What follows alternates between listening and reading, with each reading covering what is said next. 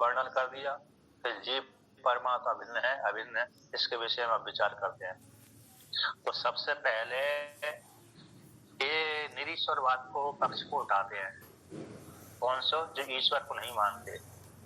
ईश्वर को कौन नहीं मानते? सांख्य दर्शन वाले नहीं मानते, पूर्व मीमांसक नहीं मानते। पूर्व मीमांसक के मत में तो वो महापिल्य होता ही नहीं है, पिल्ले अकेला होता है लेकिन महापिल्य नहीं होता उनके मत में। तो इसलिए महापिल्य मानेंगे तो फिर उनको कोई ना कोई वो मानना पड़ेगी। क्या मानना पड़ेगी? ईश्वर को मानना पड़ेगी। इसलिए उनके मत में तो महापिल्य होते ही नहीं, इसलिए वो सारे बीज बने रहते हैं। यदि पृथ्वी के बीज समाप्त हो गए तो स्वर्ग रूप जो ब्रह्मलोक है उनका ब्रह्मलोक में कभी भी बीज समाप्त नहीं होता, हमेशा बने रहते हैं।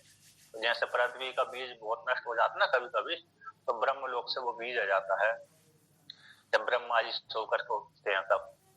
तो इसलिए उनके मत में तो अरे जो प्रथम वही पुरुष है वो श्रेष्ठ है।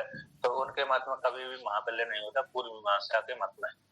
और सांख्य दर्शन जो कपिल मुनि के द्वारा सांख्य दर्शन, उनके मत में महापिल्य तो होता है। तो वो सारे बीज उनके कांच होते रहते हैं, प्रकृति में रहते हैं।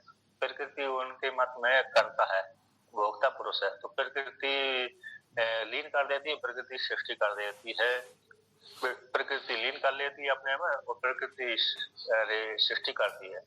तो उनके मत में तो महापिल्य होता है।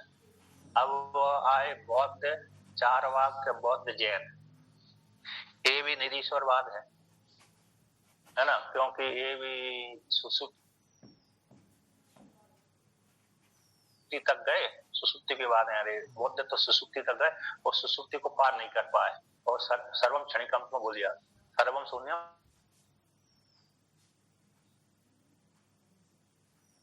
अरे योगाचार्य ने, है ना, विज्ञानवादी ने, मामिक ने तो सर्वम शून्यम ऐसा बोल दिया। तो इस प्रकार से और बौद्ध है, बौद्ध चार बौद्ध हो, स्वत्रांतिक, वैभाषिक, माध्यमिक, योगाचार्य। इस प्रकार से शून्य है, सर्वम शून्यम ऐसे बोल दिया, सर्वम बुद्धि, सर्वम विज्ञानमयम ऐसे बोल दिया और बुद्धि तक ही सीमित रह पाए। सुसुप्ति में उनको कुछ भी नहीं देखा, इसलिए सर्वम शून्य बोल दिया। तो क्षणिक बात, बुद्धि स्वप्न में क्षणिक रहती है, जागृत में भी क्षणिक रहती है, स्वप्न में भी क्षणिक रहती है। तो बुद्धि तक ही पहुंच पाए, बुद्धि ही श्रेष्ठ है, बुद्धि आत्मा सिद्ध कर दिया उन्होंने।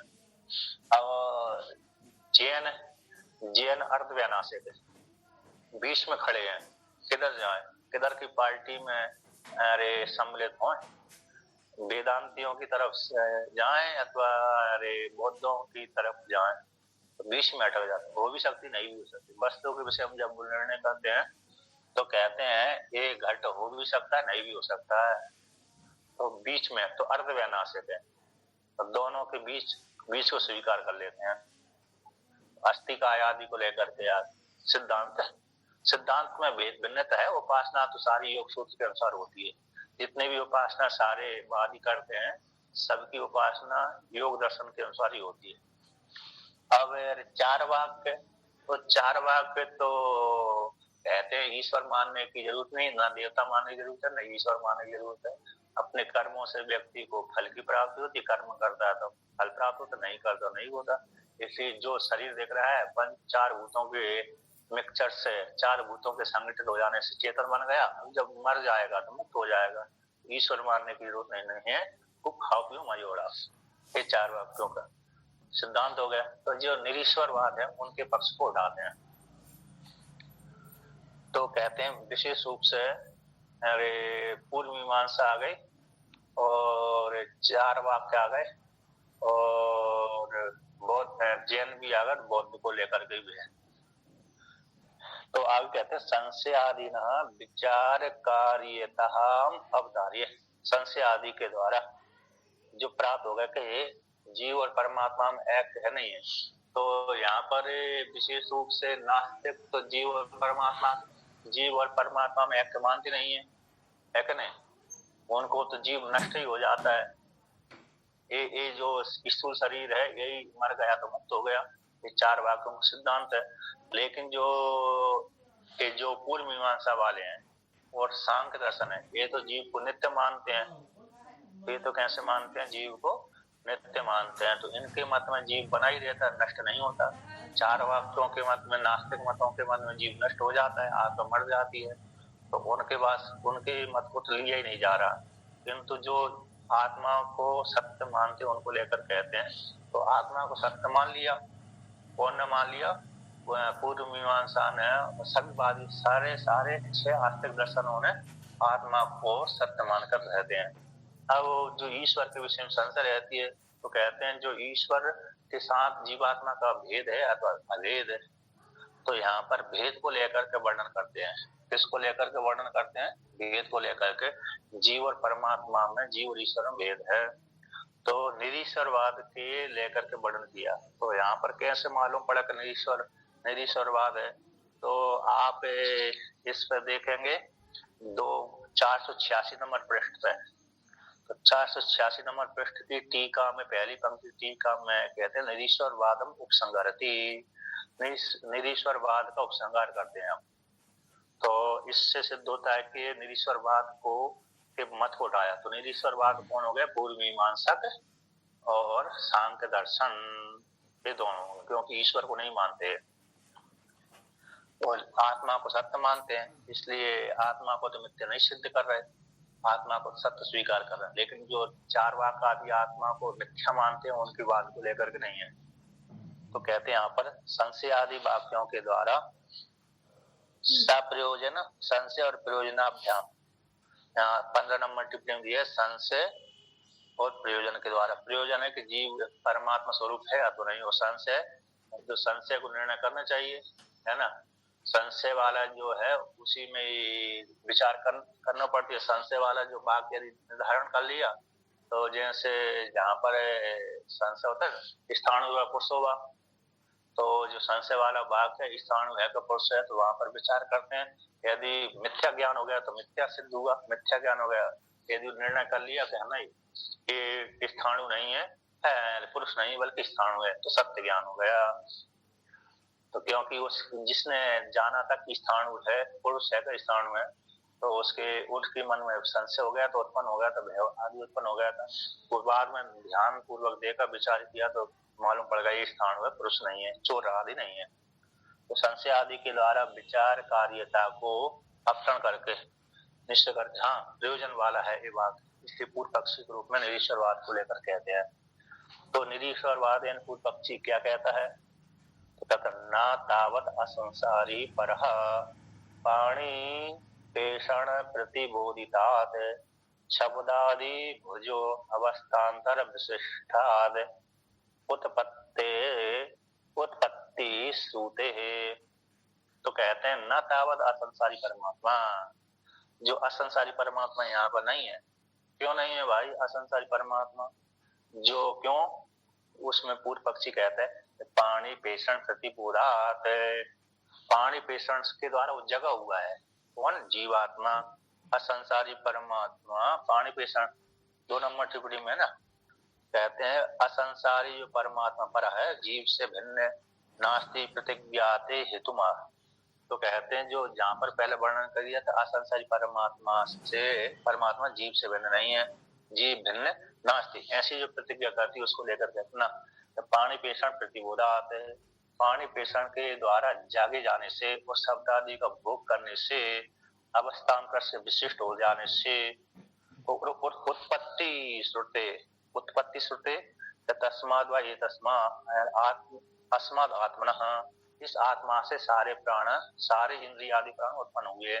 इस हेतु से उत्पत्ति श्रुति से, पाणी पेषण न्याय से, शब्द आदि को भोग करने से, अवस्थान्तर से विशिष्ट हो जाने से, तो कहते हैं यहाँ पर परमात्मा का प्रसंग नहीं है, असंसारी परमात्मा का ये प्रसंग प्रकरण नहीं है। तो किसका प्रकरण है? जीवात्मा का प्रकरण है। तो जीवात्मा का प्रकरण है तो जीव की ही विद्या है ब्रह्म विद्या, जो विद्या जीव को विषय करने वाली विद्या को ब्रह्म विद्या कहते हैं। तो परमात्मा अलग है, जीवात्मा अलग है। ये ब्रह्म, ये जीवात्मा रूप ब्रह्म है, उसी को विषय करने वाली विद्या होने से जीव विद्या कहलाएगी। और वो ये प्रकरण किसका है? जीवात्मा का है, परमात्मा का नहीं है, ऐसा पूर्व पक्षी कहता है, तो उसी को ही यहाँ पर कहते हैं, इसी को टीकाकार वर्णन करते हैं कि जगत का कर्ता जो ईश्वर है, जगत का कर्ता जो ईश्वर की विवक्षा की गई है प्रकट भाग में, सुसुप्ति से विशिष्ट जीव से जगत आदि जन्म में कहा गया है। तस्मात ईश्वर जीव से अतिरिक्त नास्ति। तस्मात जो ईश्वर है जीव से अतिरिक्त नास्ति, जीव से भिन्न नहीं है। तो ऐसा जो कहा गया था, तो ना ऐसी बात नहीं, यहाँ पर जीवात्मा का प्रकरण है, ईश्वर का प्रकरण नहीं है, क्योंकि वो विशिष्ट वाला होने से, जीव से जगत आदि की उत्पत्ति होने से, इसी तो जीव से जगत आदि की उत्पत्ति होने से वह ईश्वर भी जीव से अतिरिक्त नहीं है। अतः ये किसका प्रकरण है? यहाँ पर जीवात्मा का प्रकरण है, परमात्मा का प्रकरण नहीं है। न प्रशासितः अस्नाय आदि वर्जितः परो विद्यते। ये कहते हैं जो सभी को प्रशासन करने वाला परमात्मा है, अस्नाय आदि से वर्जित है। अस्ना बोलते हैं भूख, आदि प्यास है, तो अस्नन अस भोजने धातु है, तो खाने की इच्छा, भक्षण करने वाला, तो भक्षण करने वाला ऐसे जो अस्ना वाला है, तो जो अस्ना आदि से रहते हैं, भूख प्यास अरे परमात्मा को नहीं लगती, जीवात्मा को तो लगती है कि नहीं? प्रातः काल उठते ही भूख लग जाती है, तो परमात्मा तो खाता पीता है नहीं है, तो अस्ना आदि से रहित परमात्मा न विद्यते, उसका प्रकरण नहीं है जीव से। तो यहाँ पर कहते हैं अरे परो, जीव से अन्य जो परमात्मा न विद्यते, ये यहाँ पर नहीं है। सुसुप्ति अवस्था में रहने वाला वो जो जीवात्मा है वो परमात्मा नहीं बल्कि जीवी है। तो पूर्व पक्षी से सिद्धांत अकस्मात के हेतु से जीवात्मा परमात्मा से भिन्न है, और ये प्रकरण जीवात्मा का परमात्मा का नहीं है। यस्माद् ब्रह्म ज्ञापयिष्यामि इति प्रतिज्ञा है सूक्तम पुरुषम पाणि पेशम बोधित्वा तम शब्दादि भोग भोक्तृत्व विशिष्टम दर्शित्वा तस्य एव स्वप्न द्वारेण सुसुप्ति आख्यम अवस्थान्तरम उन्नीयम।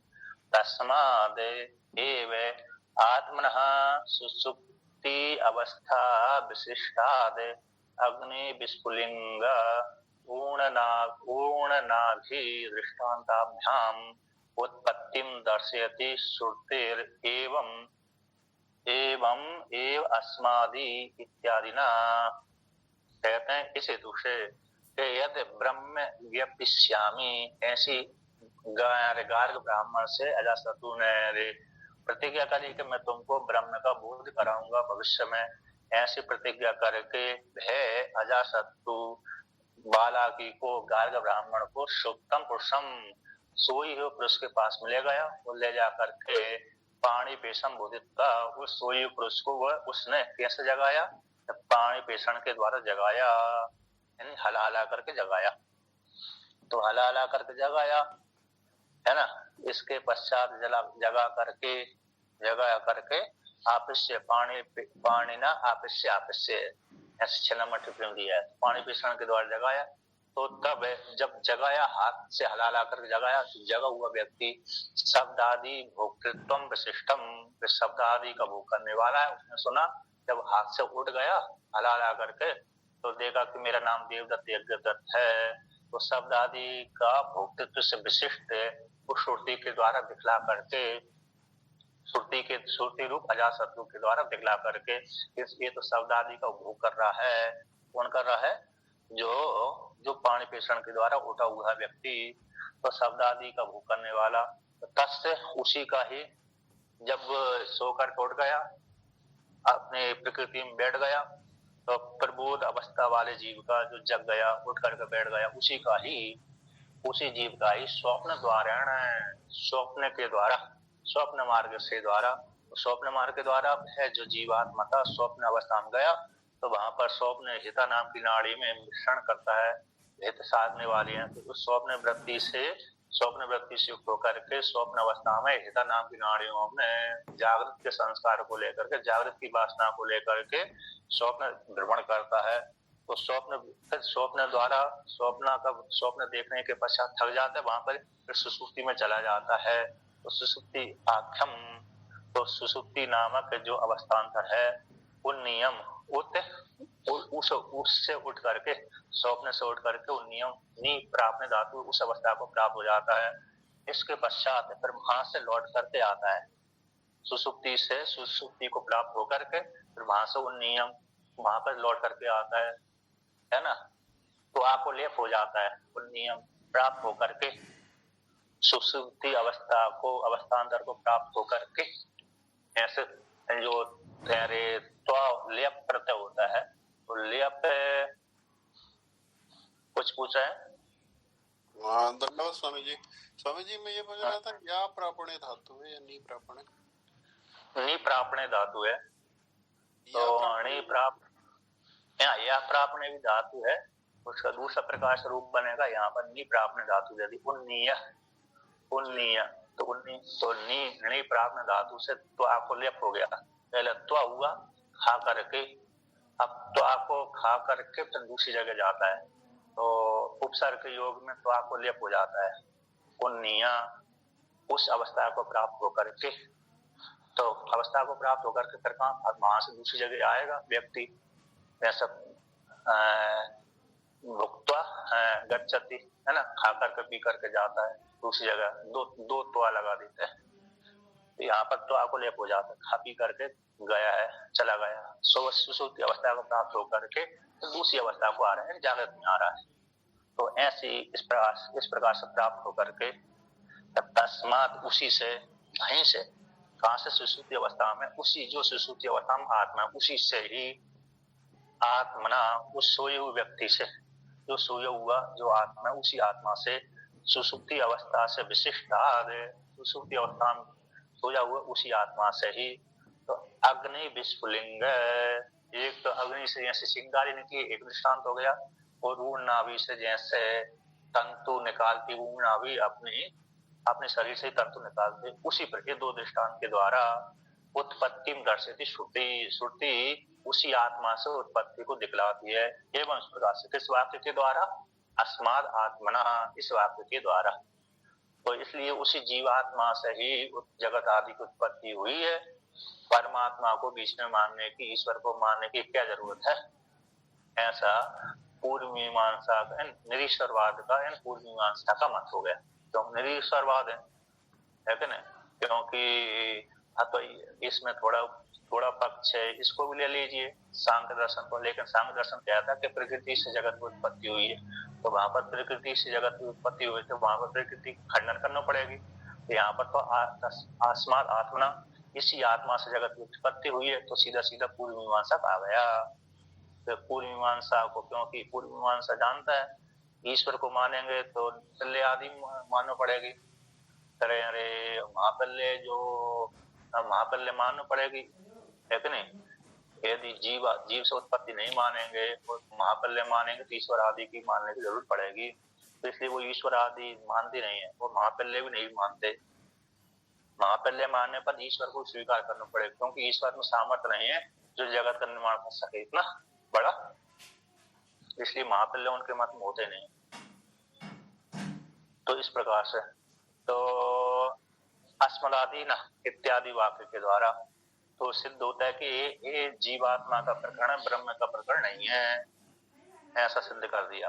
और भी कहते हैं तो इतना ही अकेला नहीं है, क्या करते हैं भाई? प्रकृति ये जीव का प्रकरण होने में जगत का कारण है, ईश्वर का यात्रा सुना गया है। जीव का प्रकरण मान लेने पर भी प्रकृति जीव में जगत का कारण ईश्वर का ही है, इसमें श्रुतम ऐसे सुना गया है। ऐसा पूर्व पक्ष सिद्धांति पूर्व पक्षी स्पष्ट करता है। निरीश्वरवाद से पूर्व मीमांसक से सिद्धांति जो वेदांत सिद्धांति है वो प्रश्न करता है, ठीक है जीव का प्रकरण होने पर भी जगत का कारण तो ईश्वर ही है, सुना गया वेदों में अन्य जगह, तो इसलिए ईश्वर को मानना चाहिए, जीव को क्यों माना है भाई? कन्नाचा अन्यो जगत उत्पत्ति कारणम अंतरालि श्रुतो अस्ति। तो अर्थात कहा के अन्यो जीव से भिन्न कोई दूसरा जगत की उत्पत्ति का कारण नहीं सुना गया। अंतकालीन बीच में न श्रुतो अस्ति, सुना ही नहीं गया। कौन सा नहीं सुना गया भाई? कहते ब्रह्म ब्रह्म ते ब्रवाणी, ऐसा आरंभ किया सतु, अरे उसने गार्ग ब्राह्मण ने, तो मैं तुमको ब्रह्म को उपदेश करूंगा। फिर बाद में बीच में अन्य प्राण आदि को वर्णन किया। इसके बाद अंत में अस्मात् आत्मना अंतिम उपसंहार कर दिया श्रुति ने। इसके बीच में कोई भी दूसरा या कोई ऐसा प्रसंग नहीं आया कि इससे भिन्न ईश्वर का चर्चा हो, उस ईश्वर से जगत की उत्पत्ति सुनी गई है। अस्मात् आत्मना, इसी वाक्य के द्वारा ये सिद्ध कर दिया है कि इसी आत्मा से, जीवात्मा से जगत की उत्पत्ति हुई है। बीच में कोई ईश्वर का प्रसंग आया नहीं, इसलिए ईश्वर को क्यों माने बीच में? इसलिए जीव का ही प्रसंग है। तो जगत की उत्पत्ति के कारण हम काल में बीच में कुछ सुना ही नहीं गया। इसको कैसे माने? तो कह दें अरे ईश्वर से तक तो 13 नंबर टिप्पणी में दिया है। देखो, ब्रह्म ते ब्रह्माणी ऐसा उपक्रम किया 13 नंबर टिप्पणी में। तो ब्रह्म ते ब्रह्माणी, मैं तुमको ब्रह्म को उपदेश करूंगा, यहाँ से श्रुति ने आरंभ किया गार्ग ब्राह्मण को लेकर के। और एवं प्रकाश अस्मात् आत्मना, तो अंतिम वाक्य आया इस आत्मा से, इति उपसंहार कर दिया इस श्रुति के द्वारा। तो दोनों के बीच उपक्रम में और संहार के बीच में ऐसी कोई ईश्वर का प्रसंग ही नहीं आया कि उस ईश्वर ने जगत की उत्पत्ति करी। तो कोई ऐसा प्रसंग ही नहीं आया, फिर ईश्वर को बीच में मानने की क्या जरूरत है भाई? ऐसा पूर्व सिद्धांति से पूर्व पक्षी कहता है। निरीश्वरवाद जो पूर्व मीमांसा का उत्तर मीमांसा को से कहता है, इसे बीच में मानने की, ईश्वर को मानने की जरूरत नहीं है। और कहता है सिद्धांत पूर्व पक्ष पूर्व मीमांसा कहते हैं कि विज्ञानमय एव ही प्रकरणम, कहते ये प्रकरण भी विज्ञानमय का है। और विज्ञान क्योंकि विज्ञानमय क्यों? विज्ञान पराया, और जानने वाला कौन सा है कि जागृत अवस्था में जीवात्मा कहते हैं मैं करता हूँ, मैं भोगता हूँ, खाने वाला हूँ, मैं देखता हूँ, मैं सुनता हूँ, मैं सभी के साथ व्यवहार करता हूँ, मैं बड़ा बुद्धिमान हूँ, मैं कमजोर हूँ, मैं अल्पज्ञ हूँ। तो अपने आप को यहाँ से दिन रात ऐसे ही करता रहता है क्या नहीं? दिन रात जीवात्मा यही तो बोलता है मैं करता हूँ, भोगता हूँ, मैं जानता हूँ, आप क्या जानते हो इत्यादि व्यवहार प्रतिदिन करता ही रहता है। इसलिए विज्ञान किसका विषय है? जीवात्मा का ही विषय है, इसलिए विज्ञान स्वरूप है। तो इसलिए विज्ञानमय का ही प्रकरण है, जीवात्मा का ही प्रकरण है, ना कि ईश्वर का, ना कि ब्रह्म का। ब्रह्म का प्रकरण नहीं है।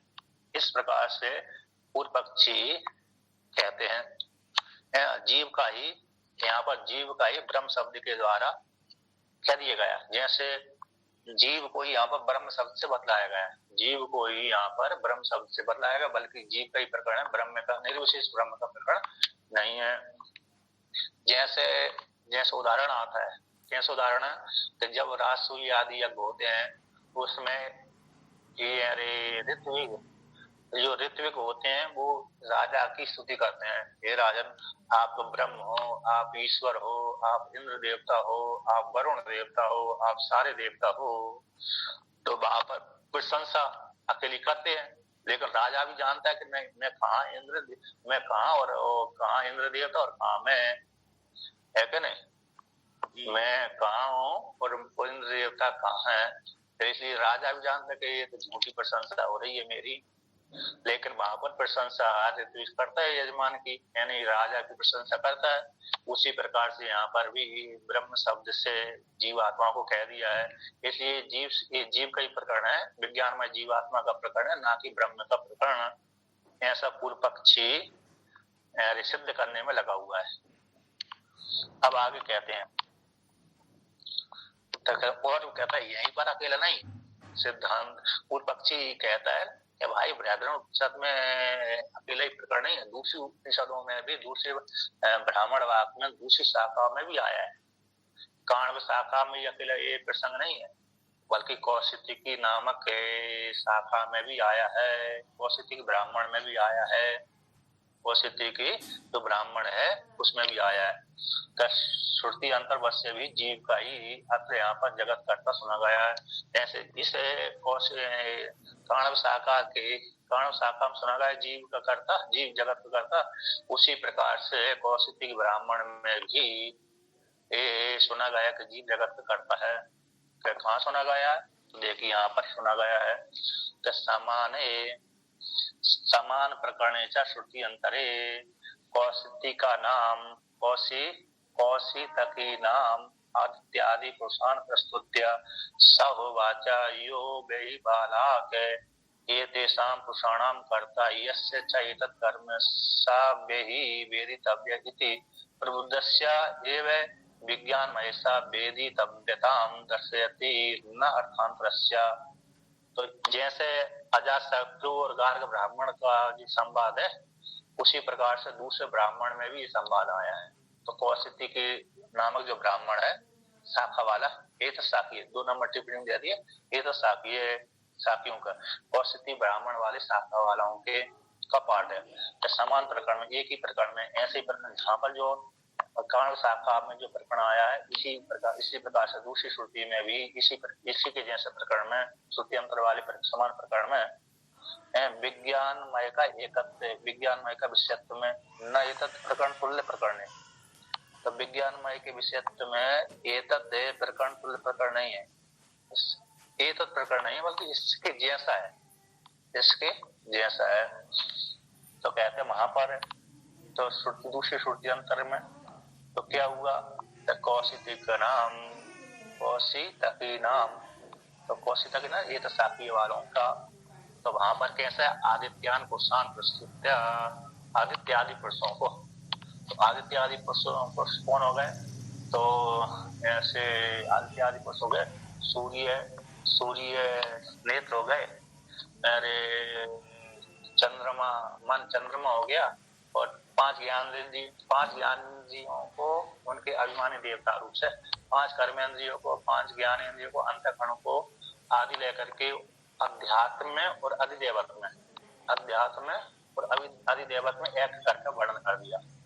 जैसे अध्यात्म कौन हो गई, 5 ज्ञानेंद्रिय हो गई, 5 कर्मेंद्रिय हो गई, वो जैसे जीवात्मा से उत्पन्न होते हैं, उसी प्रकार से हिरण्यगर्भ रूप ईश्वर से, हिरण्यगर्भ रूप जीवात्मा है, उससे अग्नि आदि देवता उत्पन्न होते हैं, उसी के अंग विशेष है ना। जैसे आत्मा से, जैसे सुसुप्ति वाली आत्मा से प्राण आदि उत्पन्न होते हैं, उसी प्रकार से वहां पर भी मान लीजिए हिरण्यगर्भ को यदि नहीं मानते तो हिरण्यगर्भ उपलक्षित तो जो ईश्वर है, ईश्वर जो जीव है, तो वो प्राज्ञ है, उसी प्राग रूप ईश्वर से एक कौन उत्पन्न होते हैं, सारे ज्ञानेंद्रिय कर्मेंद्रिय पंच प्राण उत्पन्न होते हैं।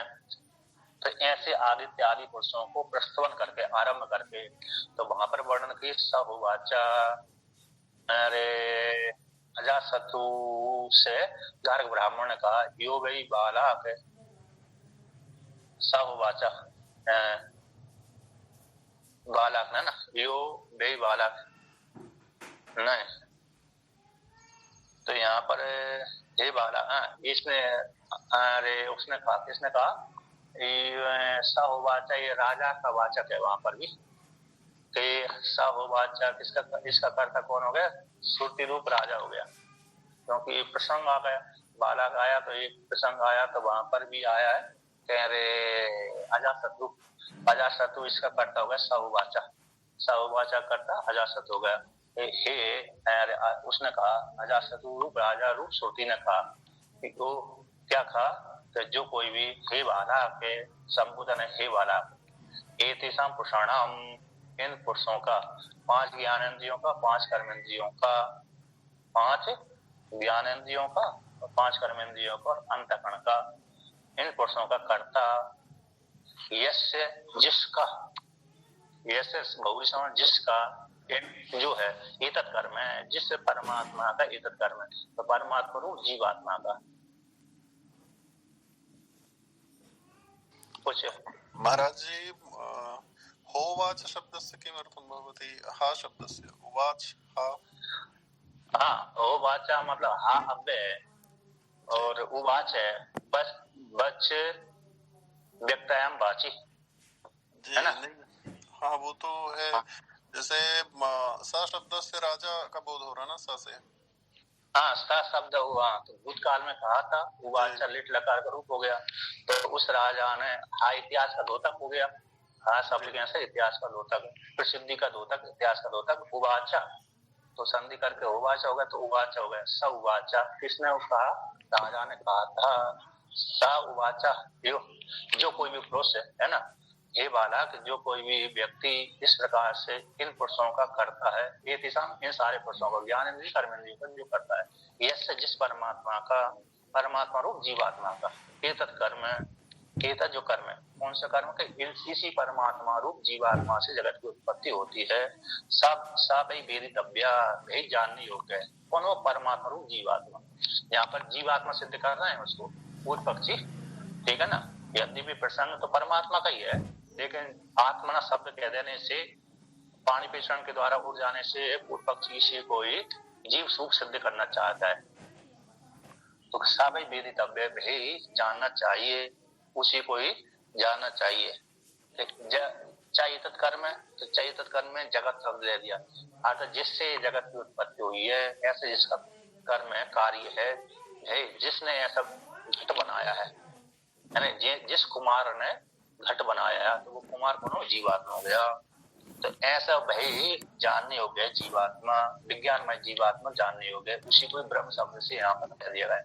इति प्रबुद्धस्य, इस प्रकार से जगा हुआ जो जीवात्मा था, ऐसे प्रबुद्धस्य जगा हुआ, सुसुप्ति के बाद उठा हुआ, ऐसे पाणी पेषण के माध्यम से, ऐसे विज्ञानमय, ऐसा विज्ञानमय का वेदितव्यता दर्शयति। श्रुति क्या करती है? दर्शयति का कर्ता कौन हो गया? श्रुति, ठीक है ना। अजात शत्रु और गार्ग ब्राह्मण, ये भी श्रुति का ही वाचक है। श्रुति इस प्रकार से पहले प्रश्नोत्तर को लेकर कहती है, तो दर्शयति का कर्ता हो गया श्रुति।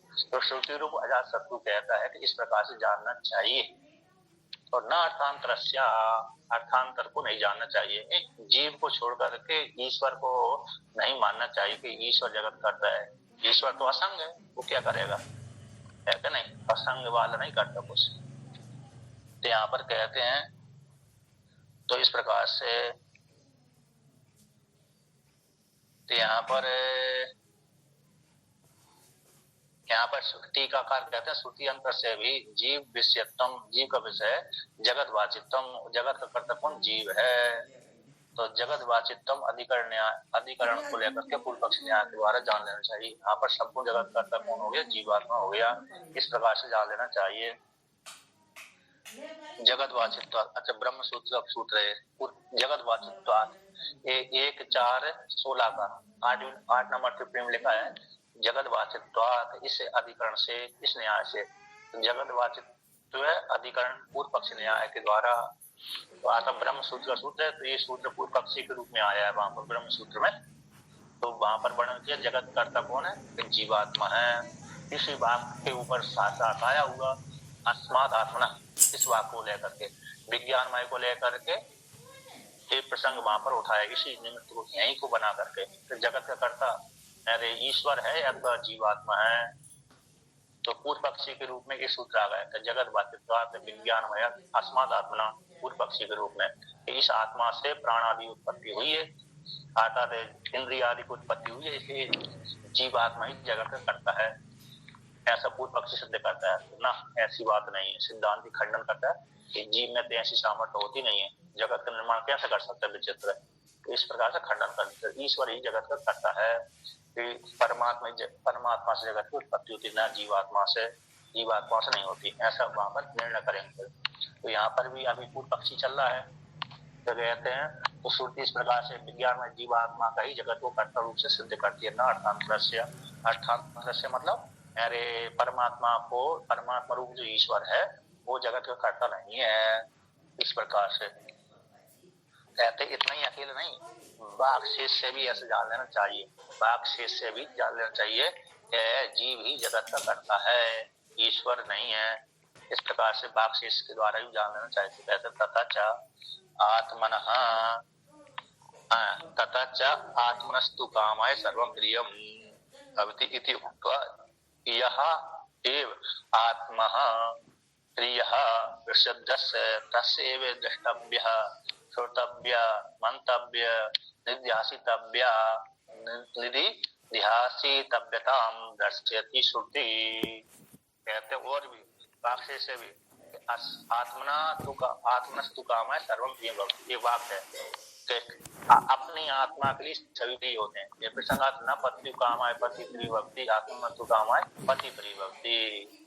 तो न जाया प्रिय आए जाया प्रिय भक्ति, आत्मा तु काम आए जाया प्रिय भक्ति। तो बाद में सबसे अंतिम में भक्ति श्रुति दे दिया, आत्मस्तु काम आए सर्वम प्रिय भक्ति। अपनी आत्मा के लिए सभी प्रिय होते हैं, दूसरे के लिए दूसरे प्रिय नहीं होते। हम दूसरे से प्रेम, वो हमसे प्रसन्न है इसलिए हम प्रेम दूसरे से नहीं करते, बल्कि हमको उसको देख करके बड़ी प्रसन्नता होती है इसलिए हम उससे प्रेम करते हैं।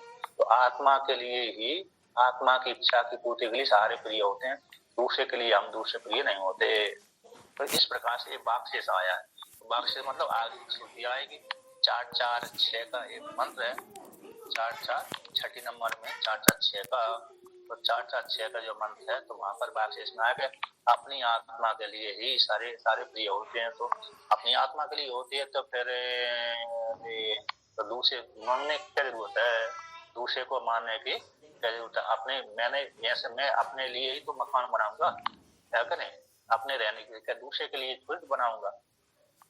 मैंने जो नौकरी, मैंने जो घर बनाया, मकान बनाया, कुटी आदि बनाई, तो किसके लिए बनाऊंगा, तो मैं तो अपने लिए ही बनाऊंगा, है क्या नहीं। दूसरे के लिए खुद बनाऊंगा, दूसरे आकर के हम मजे मारे, उसके लिए तो नहीं बनाऊंगा मैं। तो मतलब कहने का तात्पर्य है कुर्ती का मतलब है फूल पक्षी का, तो कहते हैं अपने लिए व्यक्ति बनाता है, दूसरे के लिए नहीं बनाता। इति उक्तो, ऐसा कह करके आत्मा के इच्छा की पूर्ति के लिए सारे प्रिय होते हैं, ऐसा इति उक्तो तो अपरत हो गया ना, कह करके फिर आगे श्रुति कहती है यह एव आत्मा है, जो आत्मा है प्रिय है। क्यों, हर कोई अपनी आत्मा से प्रेम करता है। यानी घर में आग लग जाए तो सबसे पहले जो जगेगा वही भगेगा, है क्या नहीं। घर में यदि आग लग जाए, घास फूस का आग लगे, बड़े बड़े मकानों में तो कम लगती है, लेकिन घास फूस की टपरिया होती है, तो जिसको पहले सुनाई पड़ेगी आग लग गई तो वही उठ के भगेगा, ना तो पत्नी को देखेगा, ना पति को देखेगा, ना पुत्र पुत्रियों को देखेगा, सबसे पहले उठकर भगेगा। मैं भी एक बार भग गया था। मैं किसी स्वामी जी की सेवा कर रहा था, तो जो गर्म ठंडी के समय में एक हीटर रहता ना, हीटर में ऐसी आग लगी तो मानो मैं जल जाऊंगा। मैं तो तुरंत डर के मारे भाग ही गया बाहर। तो स्वामी जी बोलने लगे तू तो मेरे को मारने वाला है। तो सबसे ओमकारेश्वर की है, मैं स्वामी जी की सेवा में था, अभी उनका शरीर छूट गया, तो और मैं ही उस हीटर के पास में था। स्वामी जी तो थोड़े दूर थे, तखत पे सो रहे थे, वृद्ध थे, उन्हीं को ठंडी भगाने के लिए हीटर जलाते थे। अब संयोग वश उसमें फॉल्ट हो गया, शॉर्ट हो गया, तो मैं ही उस हीटर के पास में था, इतनी जोर से करंट लगा तो मैं डर गया, तो जल्दी मेरे को ऐसी लगी भाग जाओ, तो मैं दरवाजे तक भाग गया था। फिर बाद में लौट कर क्या स्विच बंद करना चाहिए, हो गया सिद्ध। हाँ सिद्ध हुआ ना वो, वहां पर यहाँ ये बात सिद्ध हुआ। तो बाद में फिर स्मृति मेरी जगी कि अरे लाइट बंद करो तो फॉल्ट नहीं होगा। तो उसी समय उन्होंने प्रयोग कर दिया वाक्य का मेरे ऊपर, तू तो मेरे को मारने वाला हुआ है, मारने वाला है तू तो, है क्या नहीं। तो इससे सिद्ध हो रहा है कि आत्मा सबसे प्रिय होती है, अपनी आत्मा दूसरे प्रिय नहीं होता। तो दूसरे प्रिय होता, जैसे मैं भी अचानक भागा ही मैं भी, है क्या नहीं। तो जब से पहले यहाँ पर आग आदि लगती है तो वहां पर जिसकी नींद सबसे पहले खुलेगी, यहाँ पर भी जिसके प्रति भी जिससे भी जो प्रीता है वो आत्मा के कारण ही है। हाँ आत्मा के कारण ही है कि मेरे को इससे सुख मिलेगा, जैसे पत्नी से सुख मिलेगा, है ना, मेरे लिए मुझको सुख होगा, इसलिए वो व्यक्ति पत्नी से प्रेम करता है, अथवा पति से प्रेम करती है वो, अथवा पुत्री से प्रेम करते हैं। बहुत प्रसंग आएगा ये, लड़का लड़की से प्रेम हम इसीलिए करते हैं कि इसके कारण हमको सुख प्राप्त होगा। आगे बहुत अच्छा प्रसंग आया है वो, उसी का ये अंतिम वाला भाग है, आत्मा सुकामा सर्वम प्रिय भक्ति। तो अगले खंड में आएगा गीता प्रेस में, तो उसी में एक ने कैलाश आश्रम के दूसरे खंड में आ जाएगा, इसमें भी आता है, हाँ इसमें भी आएगा शायद। तो कहते हैं वहां तो या ये आत्मा प्रिय है, जो आत्मा कैसे प्रिय है, प्रिय रूप से प्रसिद्ध लोक में। हर व्यक्ति अपनी आत्मा को आत्मा से ज्यादा प्रेम करता है, दूसरे से कभी नहीं प्रेम करता है। का है 2, 4, 5, हाँ उपनिषद का ही तो है 2-4। हाँ 2-4-5 जो, हाँ यहाँ पर भी आता है इस प्रसंग में 2-4-5 में आप देखेंगे ना, तो इस दो खंडों में, हमारी जो कैलाश आश्रम पुस्तक है उसमें तो दोनों खंडों में 2 बार प्रसंग आता है, आत्मस्तु कामा सर्वम प्रिय भवति। तो दूसरे खंड में विस्तार आता है, कहीं और भी आता है। व्याकरण उपनिषद में प्रधान आता है, दूसरे उपनिषद में भी दे देते, लेकिन यहाँ पर ज्यादा प्रसंग है। और अभी 11 उपनिषदों के मैं तो अभी मिला नहीं, और कहीं दूसरे में होगा अलग बात नहीं। 11 उपनिषदों में नहीं, जैसे कौशिकी की ब्राह्मण बहुत बड़ा उपनिषद है ये भी, तो उसमें हो सकता है वो, क्योंकि हाँ कौशिकी उपनिषद। अब पंचदशी आप पढ़ेंगे तो उसमें एक श्लोक आता है, कौन से, इयम आत्मा परानंद पर प्रेमास्पदम यथा माना भूवम इति भूयासम इति प्रेमात्मन इच्छते। है जो आत्मा है पर प्रेमानंद है, पर प्रेमास्पद है, पर प्रेमास्पद प्रेम का आस्पद है। अतः इसी प्रसंग को लिया गया। हर व्यक्ति अपनी आत्मा से प्रेम करता, दूसरे से कभी भी कोई व्यक्ति प्रेम नहीं करता। दूसरे से प्रेम करता तो अपने लिए ही करता है, अपनी स्वार्थ सिद्धि पूर्ति करने के लिए करता है कि इस व्यक्ति से मैं प्रेम करूंगा तो उससे मेरी स्वार्थ की सिद्धि हो जाएगी, है कि नहीं, इसलिए प्रेम करता है। वहां पर निर्णय दिया गया, इसी ब्रह्म उपनिषद को निमित्त बना करके निर्णय किया है वहां पर। या आत्मा पहले वर्णन कर, मैं ये कह रहा था महाराज जी कि बृहदारण्यक उपनिषद का ही है ना ये? हाँ बृहदारण्यक उपनिषद का ही है। और इसमें दिखा रहा है दूसरे ब्राह्मण के 4थे अध्याय का 5वां मंत्र, ऐसा कुछ है, नवा अरे पति प्रियो भवति, नवा अरे प्रियो भवति। तो हाँ इस ब्राह्मण दोनों हमारे जो इसमें है ना, दोनों खंडों में, मतलब गीता प्रेस में तो 2 जगह आया है, बृहदारण्यक उपनिषद में 2 प्रसंग आता है, नवा कामाय पति प्रियो, 5-6 में है नवा अरे जाय कर्माय पति प्रिय। हाँ तो देखो वहां पर 6 नंबर टिप्पणी में देखिए 2, 4, 5 और 2, 4, 5, 6 4, 5, 6 तो दोनों खंडों में, 2 खंडों में मतलब 2 बार इसके अनुवृत्त पाठ होता है इस श्रुति वाक्य का। तो 4, 5, 6 में विस्तार पूर्वक आया है, क्योंकि आख्यायिका के रूप में आता है। 4, 5, 6 में याज्ञवल्क्य ऋषि अपनी पत्नी से आज्ञा लेकर के जंगल में जाते हैं, तब वो रोचक वाला आता है वहां से, रोचक से। तो यहाँ पर सीधा उपदेश कर देते हैं श्रुति। शुरू में जो उपदेश है वो कहानी के माध्यम से नहीं है, सीधा श्रुति उपदेश करती है। आत्मा कैसी है, पुत्र से प्रिय है, वित्त से प्रिय है, सबसे प्रिय है। पीछे वर्णन कर दिया कि आत्मा किससे प्रिय है, वित्त से प्रिय है, पुत्र से प्रिय है, पत्नी से प्रिय है, अपने स्थूल शरीर से प्रिय है, सबसे प्रिय ही आत्मा है। इस प्रकार से पीछे आ गए ना, पुत्रात वित्तात इस सबसे प्रिय है।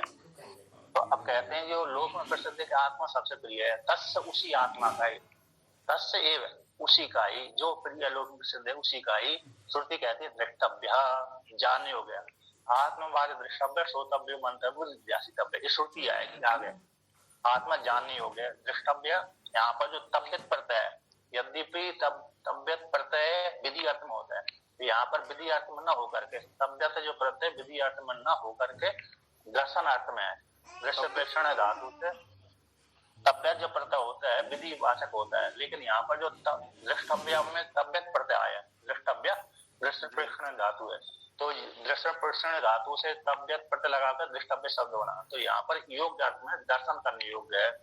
अब दर्शन करके तो फिर अब विधि करते हैं वहां पर, कहते श्रोतव्य, श्रवण करना चाहिए इस वाक्य के द्वारा, मंतव्य, मनन करना चाहिए इस वाक्य के द्वारा, निर्यासितव्य, निर्यासन करना चाहिए। तो इस तब्यताम इस प्रकार से दर्शती श्रुति। तो आगे के 3 वाक्य आ गया, श्रोतव्यो, मंतव्य, निर्यासितव्य, ये विधिवाचक हो गए। तो ये ज्ञानवाचक हो, दृष्टव्य, आत्मवाद दृष्टव्य, श्रोतव्य, मंतव्य, निर्यासितव्य, ये वाक्य आता है बृहदारण्यक। हे मैत्री, याज्ञवल्क्य अपनी पत्नी से कहते हैं, हे मैत्री, ये आत्मा जानने योग्य है, उसी आत्मा का श्रवण करना चाहिए, उसी आत्मा का मरण करना चाहिए, उसी आत्मा का निर्यासन करना चाहिए। तो जानने योग्य है, ज्ञान करने योग्य है। तो पहला दर्शन के योग में सामान्य योग्यता सिद्ध करने के लिए दूसरे पर क्या हो गया नियम विधि, ऐसे नियम विधि को लेकर के यहाँ पर जो तबियत प्रत्यय में भी आता है ना, नियम विधि को लेकर के है इस प्रकार से। तो इसमें भी जब शास्त्र आएगा तो नियम विधि, परिसंख्यक विधि और सारी विधि आएंगी, है कि नहीं? तबियत तब्य अनियरा सूत्र है ना महाराज? है हाँ, तबियत तब्य अनियत,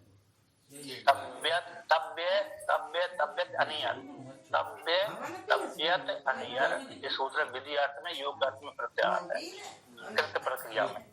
इसको तो करने के स्वामी जी संत लोग सत्संग में अनेक उदाहरण बताते हैं, आत्मनस्तु कामाय सर्वं किम भवति के बारे में अनेक उदाहरणों से बताते किस तरह से। हाँ, तो अनेक उदाहरण जैसे जिसकी बुद्धि जिस काल में खुल रही है बुद्धि चाहे वो जैसे उदाहरण जिसने जैसे उदाहरण देखे होंगे उसी प्रकार से कर देता है। तो अरे जिसकी जिस काल में कैसी बुद्धि बनी, कभी कभी व्यक्ति तैयार करके तो बहुत लेके जाता है, कभी कभी बुद्धि भूली जाती है उस काल में। तो उस प्रकार से वो एक ही जैसी यदि सिद्ध करेगा तो कहेगा पृष्ठ पिछड़ न्याय हो गया। यदि एक ही वक्ता को उसी श्रुति के ऊपर बोलना है, यदि भिन्न भिन्न करके वक्ता नहीं बोलेगा तो कहेगा तो नकल कर रहा है। जैसा आपने कभी सत्संग में गए होगे ना, बहुत से महात्मा बोलते हैं तो एक वाक्य दे दिया, अब एक वाक्य दे दिया तो कभी कभी किसी वक्ता को पुनरुक्ति दोष ही करनी पड़ती है। वहां पर अमुक महात्मा ने ये बोला है, ऐसी पीछे पहले वाले महात्मा के वाक्य को उतार देता है। इससे सिद्ध होता है कि कभी उसने तैयारी नहीं करी। इससे ये भी सिद्ध लगता है कि तैयारी करके नहीं आया, क्योंकि वो जो तैयारी करके आया था वो तो पहले वाले महात्मा ने बोल दिया, वक्ता ने बोल दिया, है कि नहीं? उसने जो तैयारी उसने करा था तो वो पहले वाला बोल के चला गया और दूसरे वाले को वही तैयारी करके आया था, बोले तो क्या बोले, फिर वो सुपुनरुक्ति दोष कर देता है। जैसे शुरू में हम भी है, हमने देखा कि हमारा पहला नंबर आ जाए तो हम अपना बोल कर निवृत्त हो जाए। अब कहीं हमारा नंबर बाद में आ गया और जो हमने तैयारी करी थी कोई पहले वाले वक्ता ने बोल दिया, अब बोले तो क्या बोले, तैयारी उतनी करी थी नहीं, तो उसको अपने विवेक से नहीं, ये विवेक से घुमा फिराकर करना ही पड़ती है। लेकिन मतलब कहने का तात्पर्य तो कभी कभी ऐसा भी हो जाता है, क्योंकि तैयारी करके उतना ही ले गए, लेकिन अब वो पहले वाले वक्ता ने बोल दिया तो बोले तो क्या बोले, इसी घुमानी पड़ती है। इसी 4 वक्ता है तो अब पता चला कि सबने बोल दिया, आखिरी में हमको बोलना है तो क्या और क्या। अब जो 4 वक्तों ने पहले वो बोल ही दिया, बोले तो क्या बोले, तो इसलिए कभी कभी मजबूरी हो जाती है। वहाँ पर ठाकुर साहब रहते हैं तो पहले बोल देते हैं और हम बाद में बोलना पड़ता है, और क्या बोले ठाकुर साहब। नहीं सर, ऐसा ना कहिए।